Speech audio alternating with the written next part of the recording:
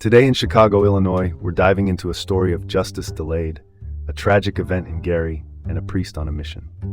I'm Dean Bark. Welcome to the City Report with Dean Bark in Chicago.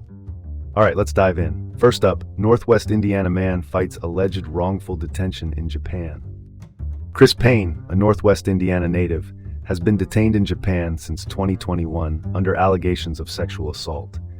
Despite having evidence like DNA analysis and cell phone data that suggest his innocence, Payne remains in solitary confinement. Talk about a legal pickle. The Innocence Project of Japan is stepping in to advocate for his release, arguing that the evidence was manipulated.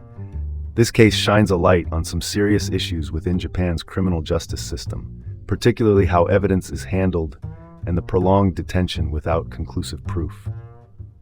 Let's not overcomplicate this. It's a clear call for reform. And here's something surprising.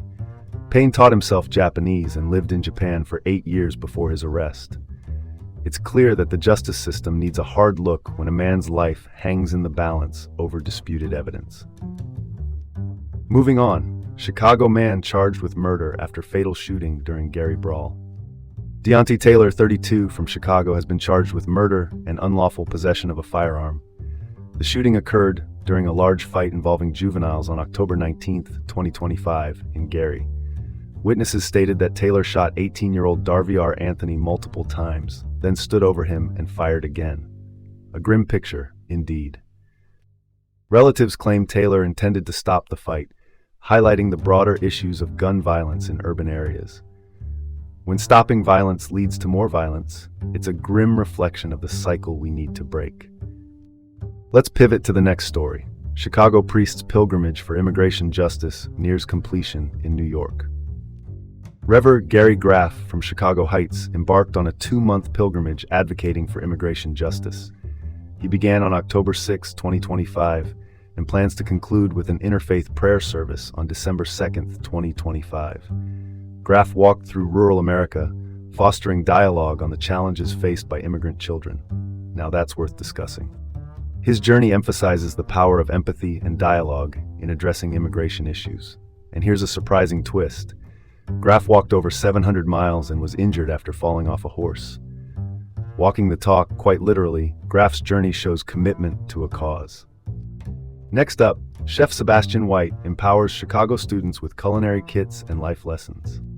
Through the Evolved Network, Chef Sebastian White delivers food prep kits to students at Chicago Jesuit Academy. This initiative, called Project TN, combines culinary education with historical lessons, connecting students to their ancestry's relationship with the land. Not just about cooking, it's about connecting. White focuses on redemptive hospitality, addressing food accessibility and encouraging students to reflect on their experiences. His approach, inspired by his background as a counselor and therapist, uses culinary arts as a form of therapy. This initiative is a recipe for success, combining education with empathy and empowerment. And now for something completely different. Elgin gears up for a festive holiday season with events and attractions. Elgin is set to celebrate the holiday season with a variety of events like Dickens in Dundee and the Greater Elgin Sing-Along Messiah. These activities include tree lighting, holiday markets, and a Puerto Rican parranda celebration, a festive mix for everyone. These events foster community spirit and celebrate cultural diversity. And here's a surprise. Unique attractions like a Posada celebration highlight the festive spirit.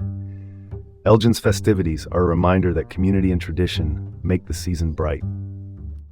This has been the City Report with Dean Bark in Chicago. Stay informed, stay engaged, and come back tomorrow for more.